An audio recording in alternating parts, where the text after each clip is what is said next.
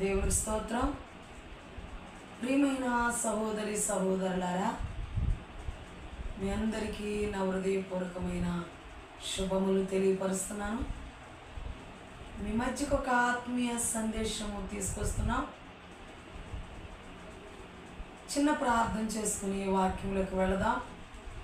పరలోకమందున మా కన్న తండ్రి, గొప్ప దేవా, మీ ఘనమైన నామమునికే స్తుతులు స్తోత్రాలు. ఆశ్చర్యకరుడా వందనాలు, అద్భుతకరుడా వందనాలు. జీవము కలిగిన యేసయ్యా, మీకే కృతజ్ఞతాస్తుతులు స్తోత్రాలు. ఇదిగో నాయనా, నీ వాక్యములో నుంచి మాతో మాట్లాడండి. ఇదిగో నాయనా, నీకు వందనాలు స్తోత్రాలు. నీ వాక్యము మాట్లాడగలిగే జ్ఞానము నాకు అనుగ్రహించండి.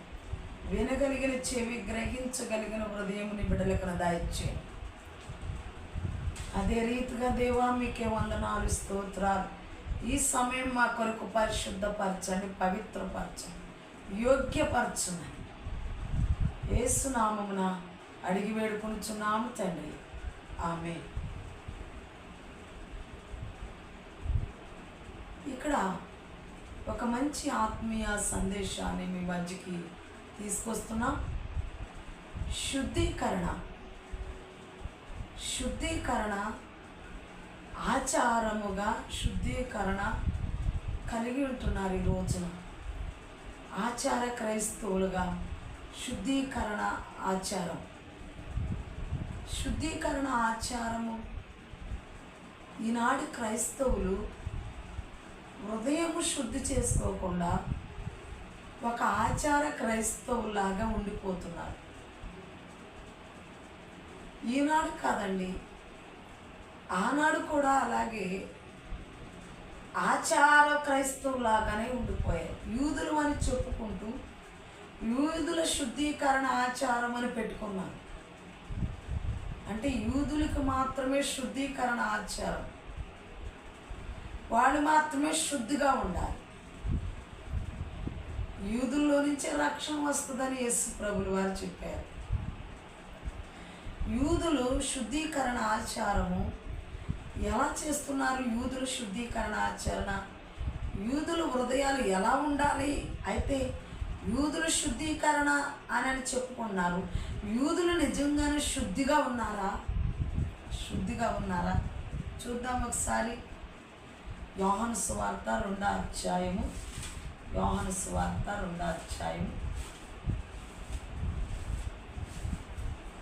6వ వచనం.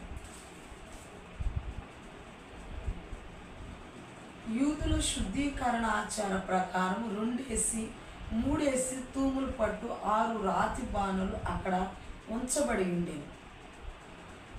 చూద్దాం ఒకసారి ఈ వాక్యాన్ని మనము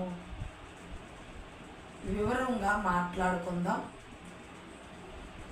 యూదులకు శుద్ధీకరణ ఆచార ప్రకారము అక్కడ గలిలయలో కానాన్ అనే ఊరిలో ఒక వివాహం జరుగుతుంది. యేసు ప్రభులు వారు ఆ వివాహానికి పిలువబడ్డారు. మరియా కూడా అక్కడికి పిలువబడింది, శిష్యులు పిలువబడ్డారు.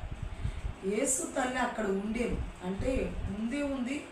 యేసును ఆయన శిష్యులను ఆ వివాహమునకు పిలువబడారు. యేసు ఆయన శిష్యులు వివాహానికి పిలువబడ్డారు. యేసు తల్లి అక్కడ ముందే ఉంది. యూదులు శుద్ధీకరణ ఆచరణ ప్రకారము 2-3 తూములు పట్టు రాతి బాణులు అక్కడ లైన్గా ఉన్నాయి. ప్రియమైన సహోదరి సహోదరులారా, ముందు నుంచి అక్కడ మరియా ముందే ఉందంట. అక్కడ ఈ వాక్యాన్ని చూస్తుంటే చాలామంది తల్లి ముందా కుమారుడు ముందా అని చెప్పి ముందు తల్లిని ఆరాధించే వాళ్ళు ఇప్పటికీ లేకపోలా. అయితే యేసు ప్రభులు వారు వచ్చి ఏమన్నారంటే, నేనే మార్గమును సత్యమును జీవమును అన్నారు. యేసు ప్రభులు వారే మార్గము, సత్యము, జీవము. పరలోక రాజ్యాన్ని ఇచ్చేది ఆయనే. అక్కడ అక్కడ ముందే ఉంది. మరియ ముందే ఉన్నప్పుడు అక్కడ రాతి బాణల్లో ద్రాక్షారసం అయిపోయింది, ఆ విందులో ద్రాక్షారసం అయిపోయింది. ఆమె ద్రాక్షారసం చేసేయచ్చు కదా,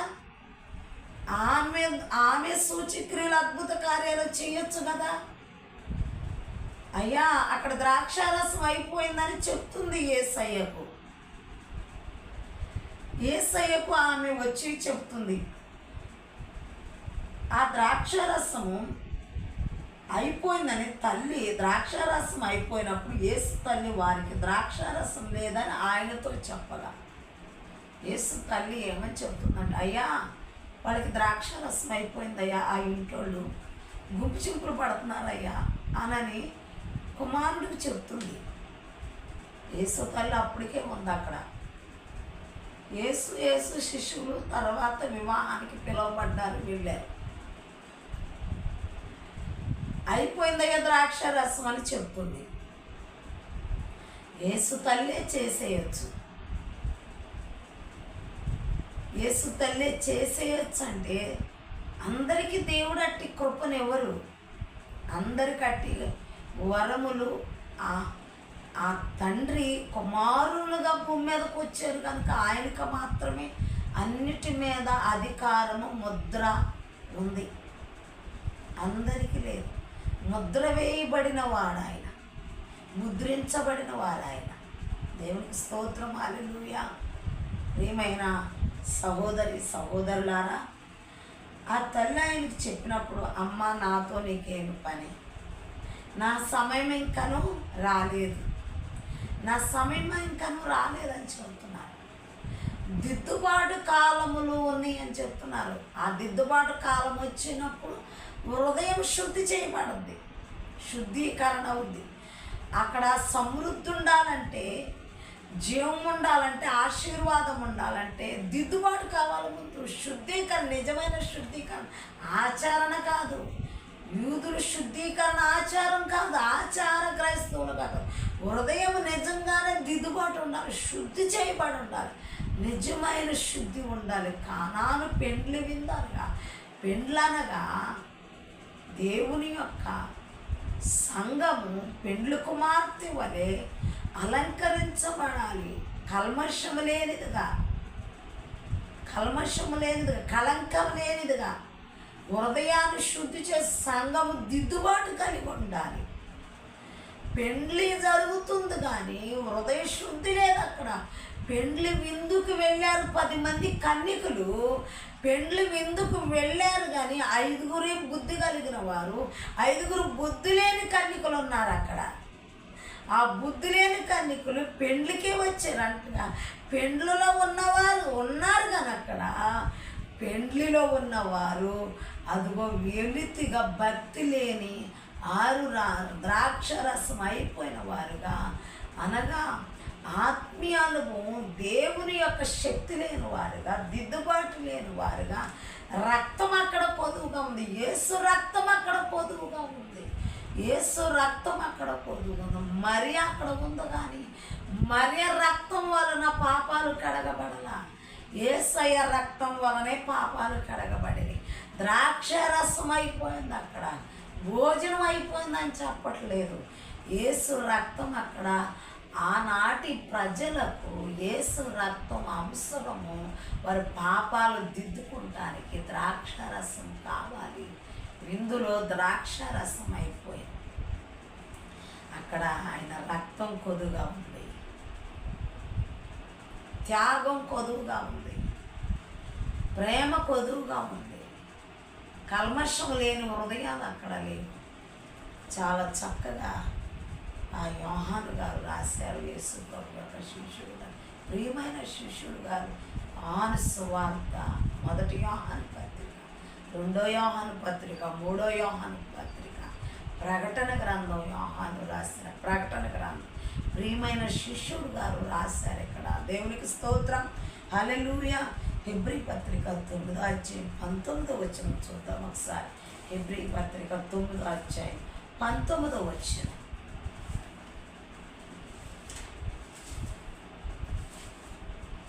హెబ్రీ పత్రిక 9వ అధ్యాయం 19వ వచనం చూద్దాం.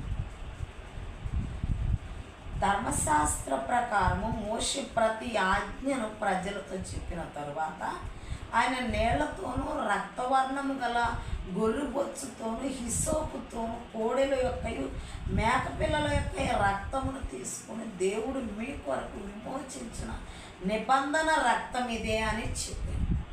గ్రంథము మీదను ప్రజలందరి మీద ప్రోక్షించాను.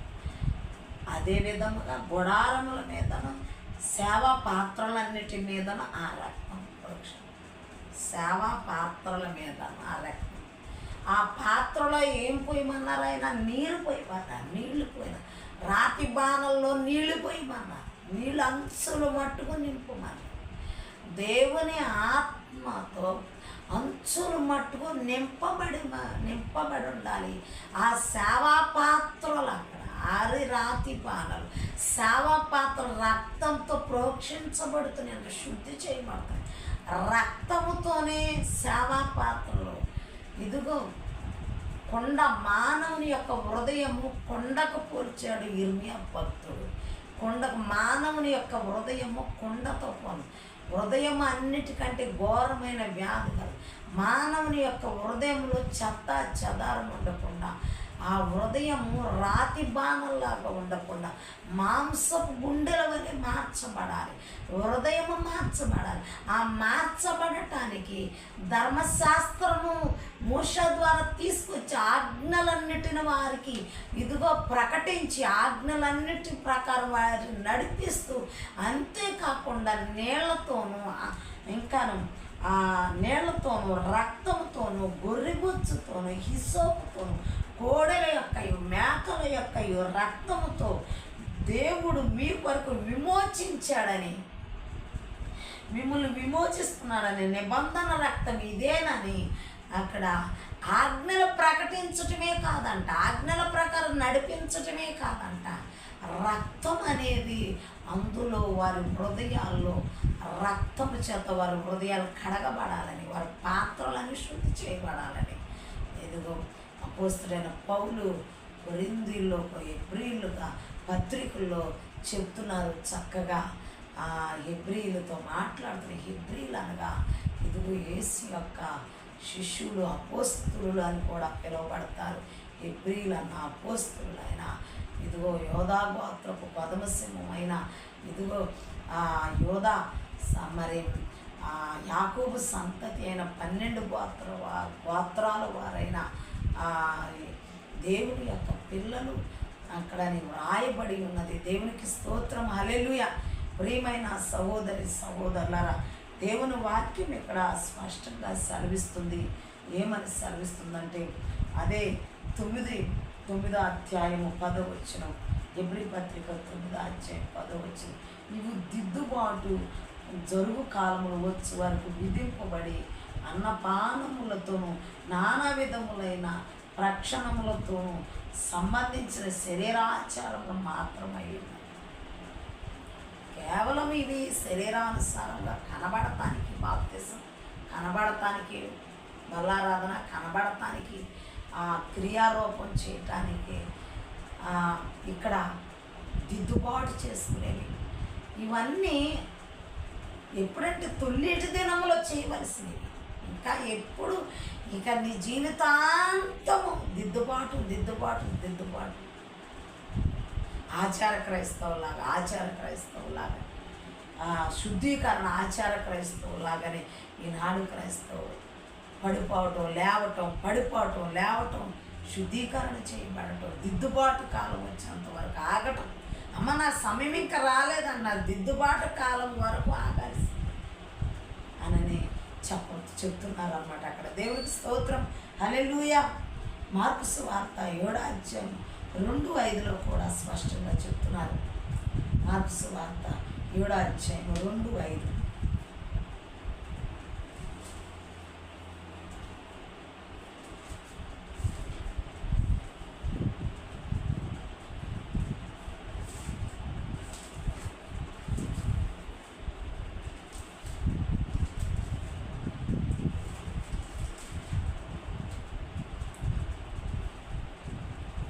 మార్కు సువార్త 7వ అధ్యాయం 2వ వచనం.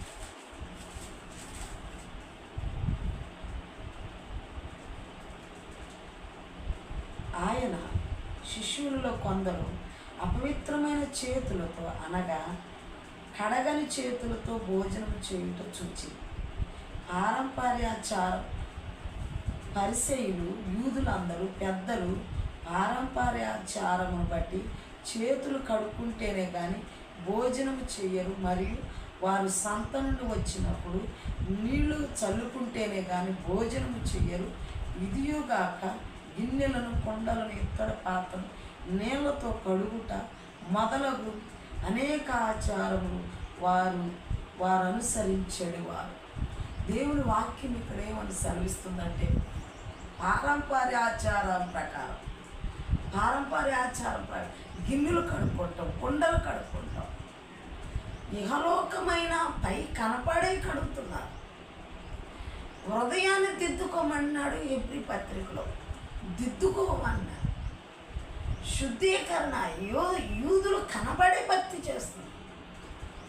రాజు మొగలలోను వీధులలోను వందన వచనాలు చేయటం, అగ్రపీఠాలు ఆశించటం, ఇది కాదు చేయవలసింది భక్తి అంటే.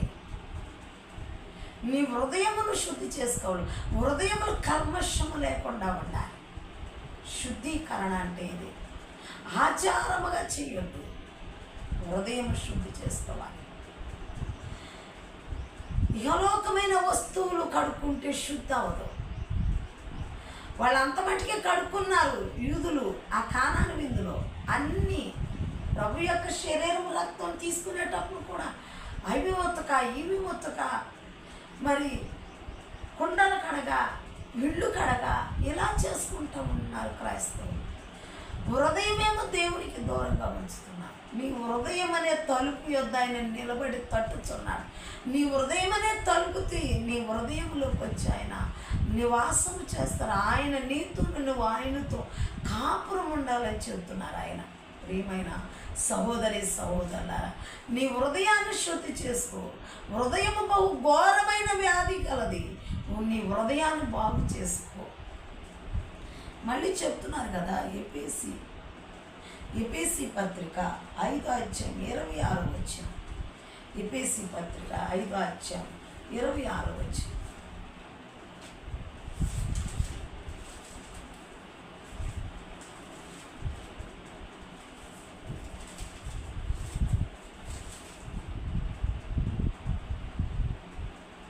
పురుషులారా, మీరును మీ భార్యలను ప్రేమించి అటువలే క్రీస్తు కూడా సంఘమును ప్రేమించి అది కళంకమైనను ముడత అయినను అట్టిది మరి ఏదైనాను లేక పరిశుద్ధమైనది గాను నిర్దోషమైనది గాను మహిమ గల సంఘము గాను ఆయన ఎదుట దాన్ని నిలవబెట్టుకోవాలనని వాక్యమనే ఉదక స్నానం చేత దానిని పరిశుద్ధపరచుటకై దాని కొరకు తన్ను తాను అప్పగించుకుని నేను దేవునికి స్తోత్రం. ఎలా ఉండాలనుకుంటున్నాడు దేవుడు? సంఘం ఎలా ఉన్నా పరిశుద్ధము గాను, కళంకము లేనిది గాను, కల్మషం లేనిది గాను, నిర్దోషమైనది గాను దానిని ఆయన ఎదుట నిలబెట్టుకోవాలనుకుంటున్నాడండి. ఆయన ఎదుటికి వచ్చి నువ్వు నిలబడే పరిస్థితి వచ్చినప్పుడు నీలో ఏముండకూడదంటే కల్మషం ఉండకూడదు, కపటం ఉండకూడదు, అబద్ధం ఉండకూడదు, నిర్దోషమైన జీవితం నీకు కనబడాలి. సంగమా,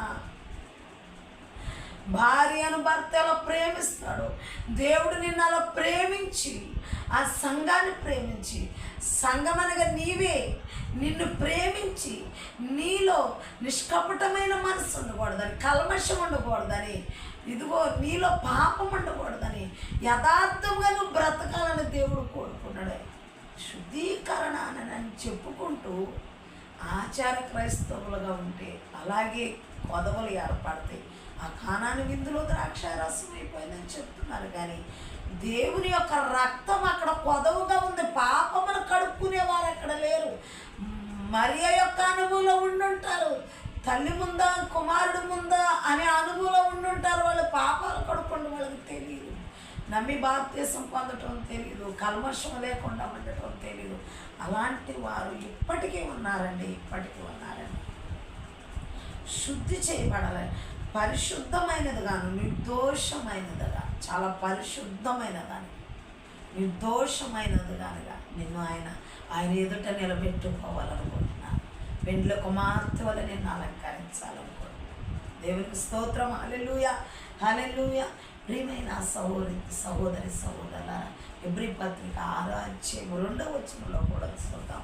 హెబ్రీ పత్రిక 6వ అధ్యాయం 2వ వచనం. దేవుని అందరి విశ్వాసమును బాప్తిసమును గూర్చిన బాధ, హస్త నిక్షేపణ, మృతుల పునరుద్ధానం, నిత్యమైన తీర్పు అను పునాది మరల వేక క్రీస్తును గూర్చిన మూలోపదేశములు మాని సంపూర్ణములగుటకు సాగిపోదు. హస్త నిక్షేపణ సంఘములో చాలామంది మీ చెయ్యి మా మీద వేయి, ఇది మానేయాలి. ఇక తర్వాత ఏది మానేయాలి? బాప్తిసములు కూర్చున్న అంటే అంతటా అందరూ హృదయాలు శుద్ధి చేయబడితే బాప్తిసాలు పొందేసినట్టే కదా. నీ హృదయమును దిద్దుకుంటే బాప్తిసాలు పొందేసినట్టేగా. హస్త నిక్షేపం లేకుండా ఉండాలి. మళ్ళీ విశ్వాసము, ఇంకా విశ్వాసం కలిగి ఉండి, ఇంకా పునరుద్ధానం పండుగలు చేయటం, ఇంకా పునరుద్ధానం కలిగి ఉండు, పునరుద్ధాన శక్తి కలుగుండు. అనగా ఉన్న భక్తి కంటే రెట్టింపైన భక్తి కలిగుండు, విశ్వాసం కలిగుండు. హస్త నిక్షేపణ, ఇదిగో నీ చేయి వేసినని దీవించు. యేసు క్రీస్తునందలి బోధయే కాక సంపూర్ణ భక్తులు అవటానికి, యేసు క్రీస్తునందు బోధ కలిగి ఉండి సంపూర్ణంగా దేవునిలో ఉండటానికి ఆ పునాది వేయబడాలి. కానీ ఇంకా ఇంకా ఇంకా ఆ పాత పునాదుల మీద ఇంకా ఆ పునాదులే అయ్యే పడగొట్ట మళ్ళీ కట్ట, అయ్యే పడగొట్ట మళ్ళీ పట్ట, పడగొట్టబడ మళ్ళీ కట్ట, మీ చెయ్యి వేయండి, మా మీద ప్రార్థించేది. ఇలాంటివి కాదు బోధలంటే. ఏది సంపూర్ణ భక్తులు, పరిపూర్ణతలోకి మనము రావాలని నిత్యమైన తీర్పులను పునాది మరల వేయక క్రీస్తుని గూర్చిన మూలోపదేశం మాని సంపూర్ణలోగుటకు సాగిపోదాం. దేవునికి స్తోత్రం. ఏమవటానికి సాగిపోవాలి? దేవునిలో ఉన్నవన్నీ మనలోకి వచ్చేయాలి. సంపూర్ణలు అవుతానికి అవధి శుద్ధీకరణ అంటే సంపూర్ణమైన భక్తిలోకి రావటమే శుద్ధీకరణ. హల్లెలూయా. సంపూర్ణ భక్తిలోకి, పరిపూర్ణతలోకి రావాలి. దేవునికి స్తోత్రం. హల్లెలూయా, హల్లెలూయా. హెబ్రీ పత్రిక 10వ అధ్యాయం 22వ వచనం. 10వ అధ్యాయం 22వ వచనం. మనస్సాక్షియు కల్మషము తోచకున్నట్లు ఉపేక్షింపబడిన హృదయములు గల వారుమును నిర్మలమైన ఉదక స్నానము చేసి శరీరములు గలవారమునై ఉండి విశ్వాస నిశ్చయములో సంపూర్ణ నిశ్చయత కలిగి యథార్థమైన హృదయముతో మనము దేవుని సన్నిధానమునకు చేరుతాము. దేవునికి స్తోత్రం. యథార్థం, సంపూర్ణ నిశ్చయత కలిగి యథార్థమైన హృదయముతో మనము దేవుని సన్నిధానమునకు చేరుతాం. హృదయంలో యథార్థత ఉండాలి. హృదయంలో యథార్థత, హృదయం కల్మషంతో ఉండకూడదు. సంపూర్ణంగా దేవుని సన్నిధికి చేరాలి యథార్థమైన హృదయంతో. ఏమైనా మనసాక్షి కల్మషం లేకుండా ఉండాలి. కల్మషం వైపు తోచేస్తుందంట మనస్సాక్షి. ఆ తోచబడకుండా ఉండునట్లు ఆ మనస్సాక్షిని దేవుని వైపు నడిపించుకోవాలి. కల్మషం వైపు మనస్సాక్షిని తోసేసుకోవద్దు. వాక్యమనే ఉదక స్నానం చేయబడాలి. సంపూర్ణ నిశ్చయతలోకి రావాలి. యథార్థమైన హృదయముతో దేవుని సన్నిధిలోకి వెళ్ళడం. దేవునికి స్తోత్రం. ఇది యూదుల శుద్ధీకరణ చేయబడటం అంతే తప్ప యూదుల శుద్ధీకరణ ఆచారం కాదు. హృదయం శుద్ధి చేయబడాలి. యథార్థమైన హృదయం ఉండాలి. కల్మషం వైపు మన హృదయాన్ని కొట్టుకొని పోకుండా చూసుకోవాలి. దేవునికి స్తోత్రం. హల్లెలూయా. అదే హెబ్రీ పత్రిక యోహాను సువార్తలో చూద్దాం. 3వ అధ్యాయం 25. యోహాను సువార్త 3వ అధ్యాయం 25. యోహాను సువార్త 3వ అధ్యాయం 25వ వచనంలోకి వెళదాం.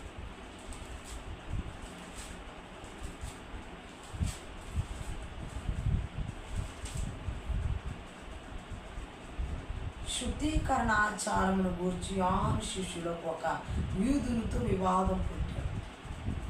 యోహాను శిష్యులకి యూదునికి యూదుల్లో నుంచి రక్షణ వచ్చిందని యేసు ప్రభుల వారు. యూదుల్లో నుంచి అంటే యేసు ప్రభుల వారి దగ్గర ఉన్నది యూదులు. యేసు ప్రభుల వారు యోధా జాతి నుంచి వచ్చారు.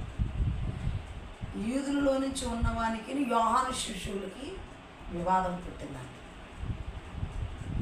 యోహాను జకర్యా ఎలిసాబెత్తుకు పుట్టినవాడు. ఎలిసాబెత్తు అహరోను వంశస్థురాలని కూడా ఉంటుంది. లేవి గోత్రికురాలుగా కూడా ఉంటుంది. అయితే యూదులు యోధా సంతతిలో నుంచి వచ్చినవారు. ఈ యూదులకి లేవి గోత్రికులకి వివాదం వచ్చింది. యూదుల శుద్ధీకరణ ఆచారం గురించి యూదులకి వివాదం వచ్చింది అని యోహానుకు చెప్తున్నారు. యోహానుకి ఇక్కడ యోహానుతో మాట్లాడుతున్నారు. అయ్యా, నీవు బాప్తిసం ఇచ్చిన యేసుక్రీస్తు ఇక్కడికి వచ్చి బాప్తిసాలు ఇస్తున్నారు. సలీము దగ్గరనున్న యూనో స్థలంలో నీళ్లు విస్తారంగా ఉండేది కనుక యోహాను కూడా అక్కడ బాప్తిసం ఇచ్చి ఉండేను. యేసు ప్రభు 22 అటు తర్వాత యేసు తన శిష్యులతో కూడా యోధా దేశమునికి వచ్చి అక్కడ వారితో కాలం గడుపుతూ బాప్తిసం ఇచ్చుచు ఉండేను. యోదయ దేశమునకు వచ్చి యేసు ప్రభుల వారు కూడా బాప్తిసం ఇస్తారు. అంటే యూదుల్లో నుంచి వచ్చారు కాబట్టి యేసు ప్రభుల వారు యోధా దేశమునకు వచ్చి అక్కడ నీళ్ళు అక్కడ విస్తారంగా ఉంది కనుక యోహాను కూడా అక్కడికి వచ్చి బాప్తిసాలు ఇస్తున్నారు. ఆ యూదుల్లో నుంచి ఒక వివాదం పుట్టిందంట. ఆ యేసు ప్రభుల దగ్గర ఉన్న ఆ యూదుల్లో నుంచి ఒక వివాదం పుట్టింది. శుద్ధీకరణ ఆచారం గురించి యోహాను శిష్యులకు ఒక యూదునితో యేసు ప్రభు దగ్గర ఉన్న శిష్యుడికి యోహాను శిష్యుడికి ఒక వివాదం వచ్చింది శుద్ధీకరణ ఆచారం గురించి. ఇదిగో మీ శిష్యులు చేతులు కడుక్కోకుండా భోజనం చేస్తున్నారు ఏంటని ఇదిగో యోహాను శిష్యులు యేసు ప్రభు శిష్యుల్ని యేసయ్యను ప్రశ్నించారు. శుద్ధీకరణ ఆచారం అంటే చేతులు కడుక్కుంటాము, కొండలు కడుక్కుంటాము, గిన్నెలు కడుక్కుంటాము అనుకుంటున్నారు. చేతులు కడుక్కోకుండా భోజనం చేయటం అనుకుంటున్నారు. యేసు ప్రభులు వారి అనుభవం అయితే అది కాదు. యూదులు శుద్ధీకరణ ఆచారం అంటే అది కాదు, చేతులు కడుక్కుని భోజనం చేయటం కాదు. మీ శిష్యులు ఎందుకు ఉపవాసం ఉండరు అని యేసు ప్రభులు వారిని అడిగితే యేసు ప్రభులు వారు ఒక మాట అన్నారు. పెండ్లి కుమారుడు పెండ్లి జరిగే ఇంట్లో పెండ్లి వారు ఉపవాసం ఉంటారా అంటే పెండ్లి కుమారుడు నేను అక్కడ ఉన్నాను, వాళ్ళు ఉపవాసం ఉండవలసిన పని లేదు. పెండ్లు జరిగే ఇంట్లో నేనున్నంతకాలం వాళ్ళకి ఉపవాసం ఉండవలసిన పని లేదని చెప్పటానికి పెండ్లు జరిగే ఇంట్లో ఉపవాసం ఉంటారా అని యేసు ప్రభులు వారి యోహాను యొక్క శిష్యులకు సమాధానం చెప్పడం జరిగింది ఆనాటి ప్రజలకి. దేవునికి స్తోత్రం. ఆ వివాదం వాళ్ళకి కలిగింది. యూదుల శుద్ధీకరణ ఆచారం గురించి వివాదం కలిగింది. కొండలు కడుక్కుంటాం, గిన్నెలు కడుక్కోకుండా, చేతులు కడుక్కోకుండా వాళ్ళు ఉపవాసం చేస్తున్నారేంటి? మీరు శుద్ధీకరణ ఆచారం ఎట్లాగైనా చేసేది ఎక్కడే ఉంచుకుని ఇదే శుద్ధీకరణ అని యేసయ్య చెప్పేదే ఉన్నా పాటున నా సన్నిధికి రండి. ఇవి అవి శుద్ధీకరణ కాదు, నీ హృదయం శుద్ధి చేసుకొని యేసు ప్రభువు వారు నేర్పుతున్నాను, వాళ్ళు నేర్పుతున్నారు. మేము ఇదిగో అన్ని శుద్ధి చేసి శరీరానుసారమైన శుద్ధి గురించి మాట్లాడుకుని వివాదం కలుగుతుంది. వివాదం అర్థం చేసుకుంటలేదండి. వివాదాన్ని రేపుకున్నారు ఈనాటి సేవకులు కూడా. వాళ్ళది గొప్పది, మాది గొప్ప, వాళ్ళది మంచిది కాదు, మాదే మంచిది, మా ప్రసంగాలే మంచి, మేమే మంచి వాళ్ళే మంచి కాదు. వివాదాలు పడుతున్నాయి. వివాదాలు దేవుని చిత్తంలో హృదయమే ఆయన చూచేది. నీ హృదయాన్ని నీ హృదయాన్ని శుద్ధి చే, కల్మషం లేని హృదయం ఉండాలి, యథార్థమైన హృదయం ఉండాలి. ఇదే శుద్ధీకరణ. అంతేగాని ఆచార క్రైస్తవులాగా ఉండదు. శుద్ధీకరణ ఆచారాలు చేయొద్దు. నీ హృదయాన్ని శుద్ధి చేసుకోవాలి. నీ దేహమును దేవుని ఆలయముగా చేసుకోవాలి. ఆ ఆలయములో నీ హృదయం అనే ఆత్మ చాలా పరిశుద్ధంగా ఉండాలి. దేహము దేవుని ఆలయము. ఆ ఆలయములో నీవు ఒక దేవుని ఆత్మతో నింపబడి అన్ని ఆత్మ దేవుని ఆత్మ అయి ఉండాలి. దేవుని నింపుకుని ఉండాలి హృదయం. ఆ ఆలయములో దేవుడు ఉండాలి. ఆ ఆలయములో దేవుడే ఆరాధించబడాలి. ఆ ఆలయములో దేవునికి మహిమ రావాలి. ఆ ఆలయంలో దేవుడే కనపరచాలి. ఆ ఆలయంలో దేవునికే స్థానం ఉండాలి తప్ప ఆచారాలకు కానీ, విగ్రహాలకు కానీ, శరీరాశలకు కానీ, నేత్రాశలకు కానీ, జీవపడంబాలకు కానీ దేవునికి తప్ప లోకానికి దేనికి స్థానం ఇద్దు. అందులో పాపం ఉండటానికి వీలేదు. అది కళంకమైనను కల్మషమైనను ఇదిగో మరి హృదయంలో మరి ఏ రకమైన భావోద్వేగాలు లేకుండా హృదయం శుద్ధి కలిగి ఉండి కళంకం లేనిదిగా కల్మషం లేనిదిగా దేవుని ఎదుట ఆ సంఘము ఆ వ్యక్తి దేవుని ఎదుట పరిశుద్ధంగా నిలబడాలి. అప్పుడు దేవుడు నిన్ను నన్ను కోరుకొని ఆయన ఆ సంఘాన్ని వివాహం చేసుకుని ఆయన మనతోను మనం ఆయనతోను కలిసి జీవించగలుగుతాం. దేవునికి స్తోత్రం. హల్లెలూయా. ప్రియమైన సహోదరి సహోదరులారా, దేవుని యొక్క లేఖనాలు ఎంతో మధురమైనవండి, ఎంత రుచి అయినవండి. నీ వాక్యము నాకు దొరకగా క్రొవ్వు మెదడు దొరికినట్లుంది అని భక్తుడు చెబుతున్నాడు. వాక్యానుసారమైన జీవితం మనకు ఉండాలని, అట్టి జీవితం మనందరికీ దేవుడు దయచేయుగాక. ఆమేన్. చిన్న ప్రార్థన చేసుకున్నాం. పరలోకమందున మా కన్న తండ్రి, గొప్ప దేవ, రాజులు రాజ ప్రభులు ప్రభు సర్వోన్నతుడా, నీ వాక్యము చేత మాతో మాట్లాడారు, నీ ప్రజలతో మాట్లాడారు.